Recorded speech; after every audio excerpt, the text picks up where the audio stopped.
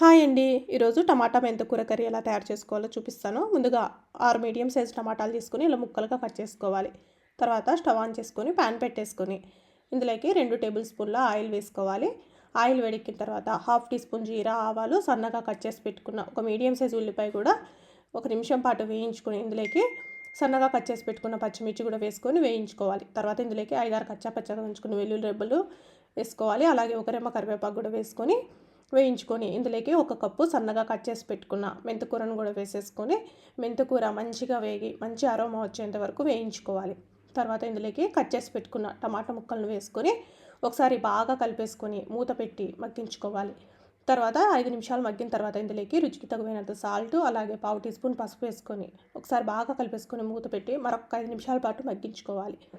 5 నిమిషాల తర్వాత ఇందులోకి 1 టీ స్పూన్ కారము, అలాగే పావు టీ స్పూన్ మెంతి పౌడర్ వేసి ఒకసారి బాగా కలిపేసుకొని మధ్య మధ్యలో కలుపుకుంటూ ఆయిల్ పైకి తేలేంత వరకు టమాటా కూరను మగ్గించుకోవాలి. చివరగా సన్నగా కట్ చేసి పెట్టుకున్న కొత్తిమీరను వేసేసుకొని ఒకసారి కలిపేసుకొని స్టవ్ ఆఫ్ చేసుకుంటే టమాటా మెంతి కూర కర్రీ రెడీ.